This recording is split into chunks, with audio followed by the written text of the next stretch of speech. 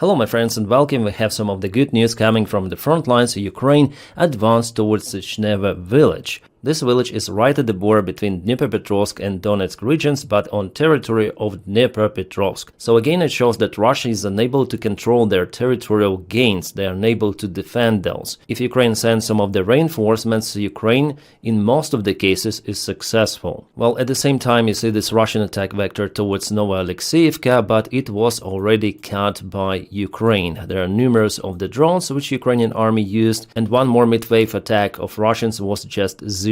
And let's go to interactive map from the MyCode73 analytic. The link for his media, for his X or Twitter, it's better to say, is in the video description just below. And let me zoom out to show you where it happened. So you see lots of the Ukrainian flags are out there. And with the new reinforcements, Ukraine started to work a lot with FPV drones, but at the same time Russians use aviation gliding bombs. So it's the southeast part of Ukraine, you see, yeah, Zaporizhzhia is over here, and in this direction Russians try to break through towards Pokrovsk. But you see that it's not going according to plan for them with the Ukrainian new counteroffensive operation. And why do I like this interactive map? I just want to show you. So you click on the flag and immediately you have the link with original source of this information, geolocated, confirmed, with lots of the videos shown. Here we have even the GoPro video from our guys. Very interesting, but I cannot show you on YouTube this stuff. Sometimes I make the reviews from action cameras, drone cameras, especially for members and Patreon supporters. I do it separately because if I show it here, my videos will get restricted. So it's the special content and I do it not for everyone. Usually videos are restricted with that. I hope you understand, my friends. But on Telegram, if I see those videos, I usually repost them. Okay, so you may join my Telegram. It's for free and there I post lots of the information. But my reviews, reactions are separate for members and Patreon supporters. So here you can see our guys with the flag, and it's not the only place where they put this flag. So Sichneva is being fully liberated, I would say, by Ukrainian infantry forces. The presence of Ukrainian army is being geolocated, confirmed. So Osint Analytics, they do very good stuff in analyzing all of those images. And we're speaking about 141st Separate Motorized Brigade. Nice. So if you click those flags, they basically refer to the same video that was posted. This is the compilation, yeah, I see it already. How our guys were storming buildings and the drone images. So it's pretty much evident that the Ukrainian army took this part under control, but still it's like in a gray area, because we are not sure. Maybe Russians have some forces nearby. In some of those tree lines, we'll see. But the Ukrainian army now has the opportunity to cut Russian supplies through this road. It is very near, so Russians will be maybe trapped in this forest line or something, and all of their attempts to go to Novoselivka, well, they're failed already, but there will be no perspective for them if Ukraine controls Sichneva.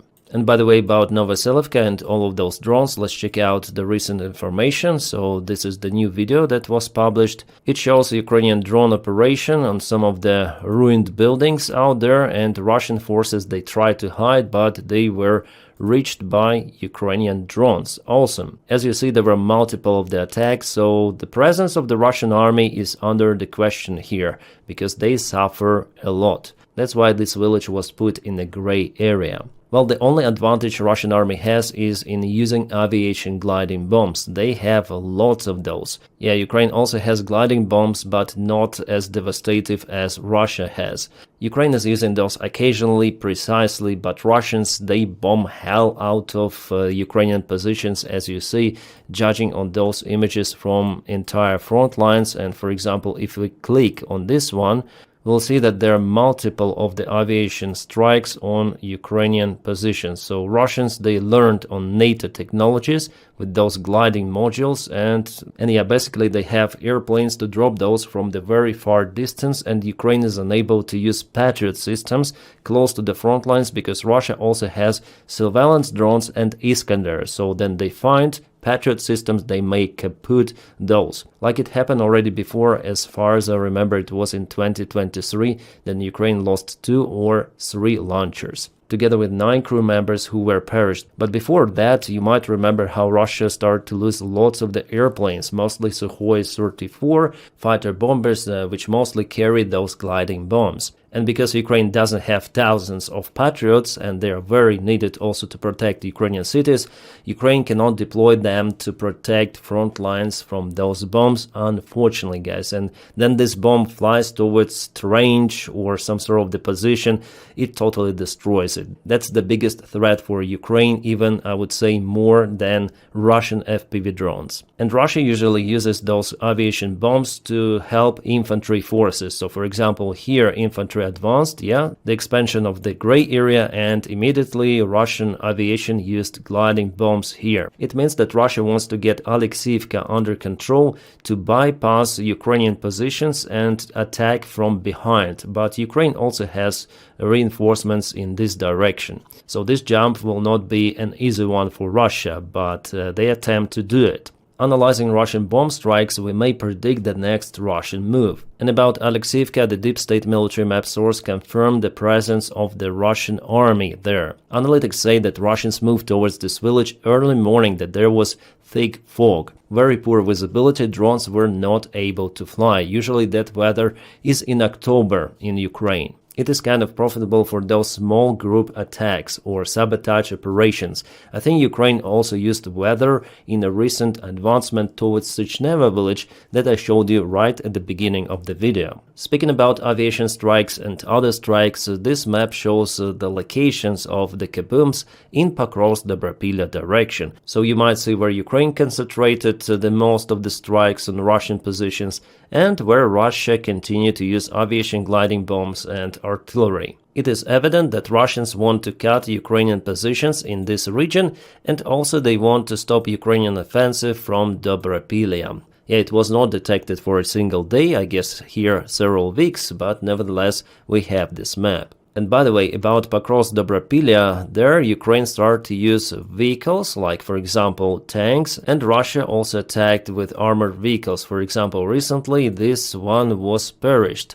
We have the video confirmation, it was chased and kaboomed.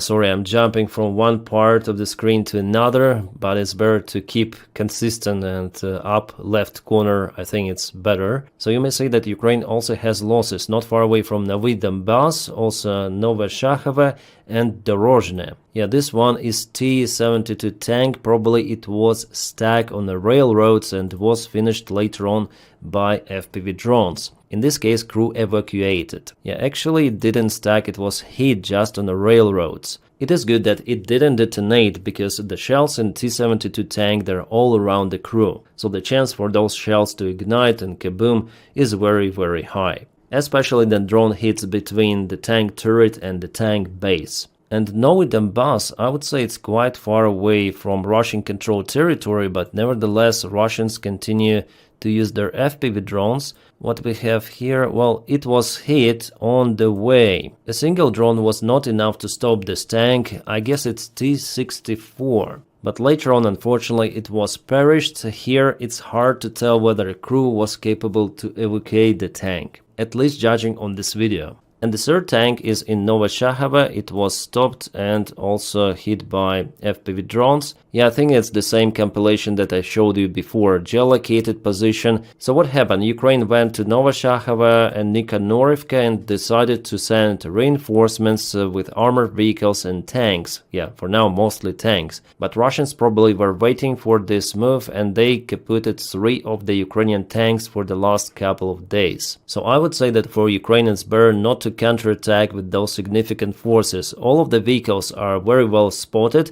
It's better to leave it like it is for now, because after all, Russian forces in Kucherev Yar, for example, and between Shakhova and Novoshakhova are being encircled. It's not that good to have those Russian enclaves over here, but it's better not to waste precious resources of crew and vehicles. It reminds me a little Russian strategy. Then they send their vehicles. By the way, recently they did it once again. Yeah, one more convoy of Russian vehicles was kaputted in this direction. Exactly as Ukrainian army in Pokrovsk-Dobropila direction that I showed you before, Russians tried to send backup and attack from Yablunivka using this highway, or it's better to say just a road, it's not a highway. It is a very important Konstantinivka direction, and you see that all of the Russian vehicles here are being kaputted, and let's check out the original news about it. So here we have all of the Russian vehicles, mostly infantry carrying vehicles. In the front, as usual, there is the tank.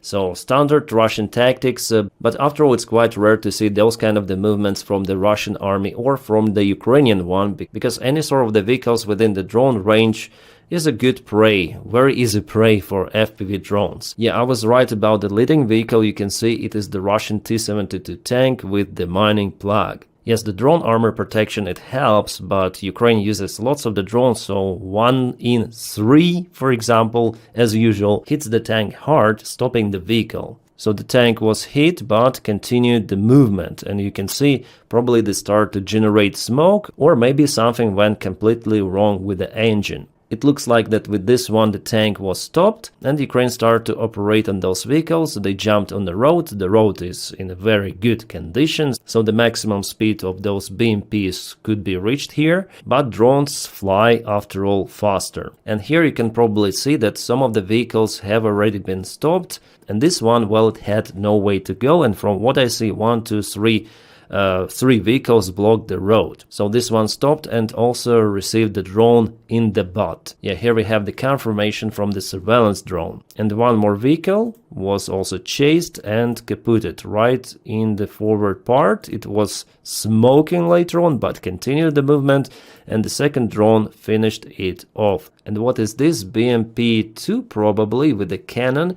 They decided to turn to the field, but were chased and finished. Yeah, the convoy was stopped entirely. Yeah, I haven't seen this one for a very long time. So according to our volunteer report, Sergei Sternenko, by the way, he collects lots of the funds for purchasing drones for Ukrainian army. Russians lost 5 of the tanks, 8 of the infantry fighting vehicles, and 2 BMDs. This is the landing vehicles, infantry carrying vehicles, and also 3 BMPs.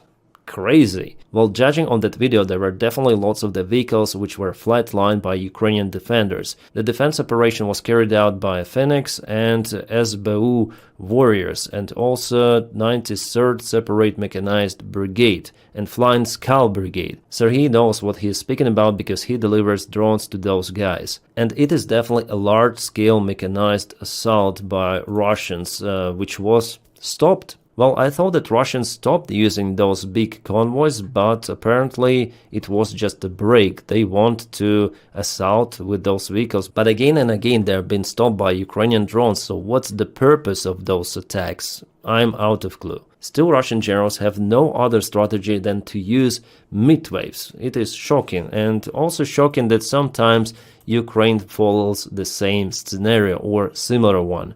I think those 3 tanks which Ukrainian army lost here, those were useless losses. I think so, it's my opinion, because they were kaputted on the way to reach Ukrainian positions. The same as here for Russians, but Russians lost way more of the vehicles. In Konstantinivka there are also losses for Ukrainian side. 1 tank was hit, and Russians have losses in Chasiv Yar itself.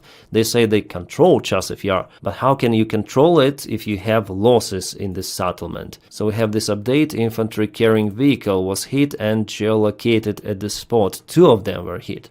Yes, 2 MTLBs entered Chasiv Yar, the settlement. They were spotted and later on kaputted. Yes, 1 by 1. And those are the remains of the vehicle. Usually they carry lots of the infantry inside. Once again, Ukraine hunted TOS-1A Solntsepek. It is a very capable artillery system, mostly because of the thermobarrel type of the shells. If it hits somewhere, it vanishes everything. And you cannot hide from it in a trench or something. No, it's like a flamethrower. A remote one, but it has its own big disadvantage. kind of the short range of operation, up to 14 kilometers, not more, for precise strike. That's why Russians have to use it very close to the front lines, within the range of Ukrainian FPV drones. And as you see on this video, it didn't work well for Russians. Solntsepek was kaboomed. Since there was no detonation of the shells, it seems like Russians were coming back from the mission. But Ukrainian drones were fast enough to chase this vehicle. And we have some compilation of the videos from 44th Artillery Brigade of Ukrainian Army. They operate in unknown location and they also harm Russian artillery. For example, here some of the drone images confirming some of the strikes on Russian positions. Russians as always try to hide their units in the forest lines, but they are spotted usually by Ukrainian surveillance drones, and later on artillery of Ukraine kapoots the Russian artillery. This video was just released and OSINT Analytics will analyze it for geolocation. And one more unique video was presented with this rare Russian Zemlyadelia remote mining system that was kapooted by Ukrainian FPV drones, so let's watch this video. It is interesting that the job was done by waiting FPV drones, so here is clearly a Zemlyadelia system. You can see those packs of the mines behind, and the forward part of the track was kaboomed. Ukraine started to operate with those kind of the waiting FPV drones, so they wait on the road and then take off, then they see their prey. For example, here is Niva vehicle, but Zemlyadelia system is way more expensive than this Niva. Again, check out my Telegram, there I post more of this stuff. Alright, the rest parts of the front lines are more or less stable. Russians are unable to advance to Kupiansk, and Ukraine, from the information I have, intensified the counteroffensive actions in Alexeyevka and in Konstantinovka, so probably in the coming days we're gonna receive some of the good news from Sumy region. Well, I just hope it will be like that. In the rest of the regions, well, there was the light advancement of the Russian army in Syria's direction, but for now it's just a gray area expansion. From what I see, Russians slowed down on the front lines. The last months they were actually propelling faster than in October. Well, maybe after all weather plays its role. What the hell? Is it working?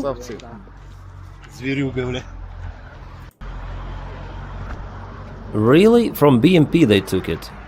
It seems like, yeah, it could work maybe. What? I think after all it should work, because I don't see any logical thing why they put it over there on this Moskvich, very old vehicle. And it's on the front lines, yes, there are military guys walking around. Well, maybe it is just a reverse gear. If they fire, this Moskvich goes back. Is it effective? Well, absolutely not. They just welded this gun on top.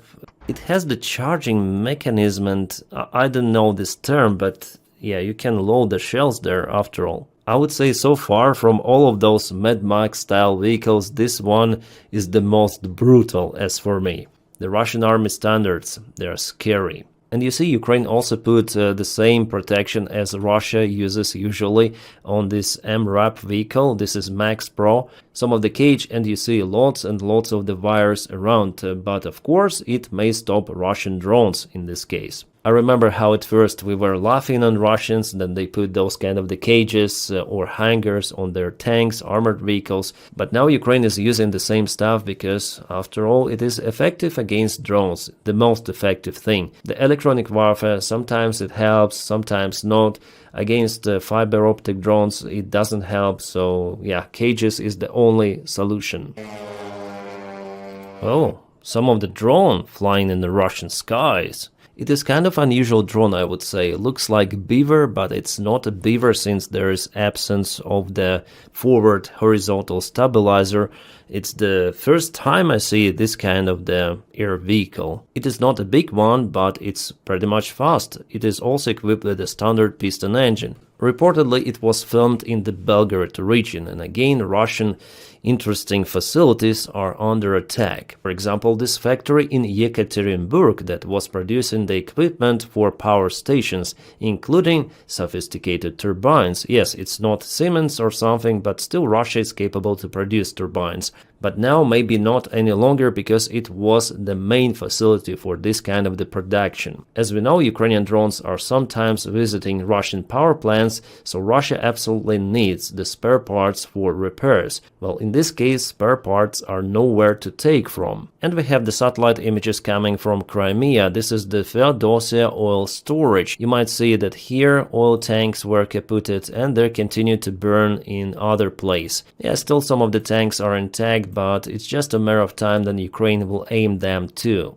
The thick smoke is coming from the place, and the distance of the trail is roughly 12 kilometers. You may check out the wind direction. Yeah, judging on this image, Russia also lost some of the tanks in this northern area, and those two continue to burn. And here in the south too, so this is the map of the Russian tank losses in this facility. So most of the tanks were kaputted. And our military correspondent from the place also confirms the situation is smoky. Yeah, it's just a random Russian tourist. I'm just joking. It seems like he's happy.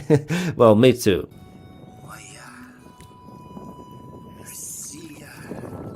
That's the pure happiness. Enjoy, enjoy.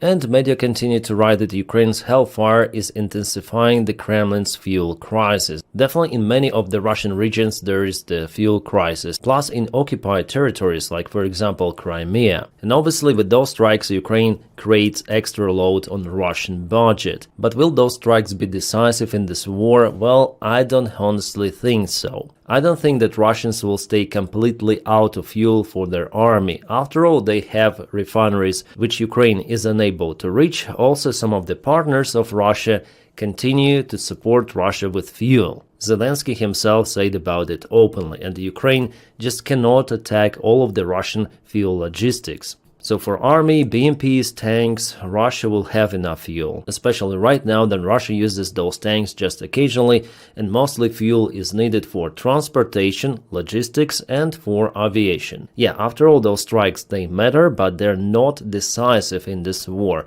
They just add something more. That's my opinion. I could be wrong about it, but I don't think that targeting just refineries will finish off Russian economy. It may harm it a lot, but not ruin. Alright, what we have here is 1-to-1 ratio model of Neptune missile. Long Neptune it is also called. Neptune-T, and from what I can see, probably this is the fuel tank here added, yeah, for extended range. The warhead is in the front, this is the engine and electronic control compartment, and here is probably a fuel tank. Interesting design, and it was just presented today, I guess, in Kiev. By the way, according to legacy media, Ukraine has already started to use Flamingo missiles on Russian refineries, and not only. Oh, this is the Novovoronezh Russian nuclear power plant that was hit today. Well, not the reactor itself, but the cooling tower. As for me, it's kind of strange, but Russian propaganda doesn't accuse Ukraine for targeting nuclear power plant precisely or intentively. They immediately admitted that they used the electronic warfare to deflect trajectory of Ukrainian drones, and some of the drone debris, as they usually say, hit this kind of the cooling tower. And Ukraine also stated that nuclear infrastructure is not the target for Ukrainian drones, so at least here it's the common agreement they don't want to escalate in nuclear sphere, but Zaporizhzhia nuclear power plant still stays without the main electrical supplyment. Russians say that they might connect it in the coming days. Alright, here we have kind of the unique video. Ukrainian GUR has released it. Those are the Ukrainian drones, Baba Yaga style drones, which are being mounted on the drone boats. There were several of the operations conducted using those, and the recent one, I guess it happened this summer, where those drones were sent close to Crimea. And let's watch this one. Okay, this is Starlink antenna. I immediately recognized that one. And yeah, that's the boat going somewhere. Awesome. It was presented on this conference, yeah. So Baba Yaga is a very big drone. It is capable to carry some of the mortar shells, kind of big shells, at least I think 120 millimeter caliber, sometimes 80 millimeter, but in this case 800. And you saw some of the Russian bases here, yeah? This is the place for the Russian raiders, and those couple of the drones, they did so good job out there targeting lots of the units. We'll see everything of that. So Neba-U, that's the very sophisticated part of the Russian infrastructure or equipment, it's better to say, like in a video game, right? So Neba-U, it's now stored, and you see, yeah, so drop is flying there, and we see some of the kaboom, yeah, it was damaged. The next is QRLS 55J6M Neba-M, also from the similar line of the Raiders, and let's watch this one. Yay, it was also kaboomed. One more Neba-M system, also in the store position, and here it goes with kaboom. So at least 3 of the Raiders were kaputted by 2 of the drones. A fantastic operation done by Ukrainian military intelligence. They're very, very capable. My friends, if you want to support the job that I do here on this channel daily, please follow me on Patreon. The link for it is in the video description just below. Or you may support me through membership on this YouTube channel. Just press join below. And my friends, I wish you all a peaceful sky wherever you are, and have a great time.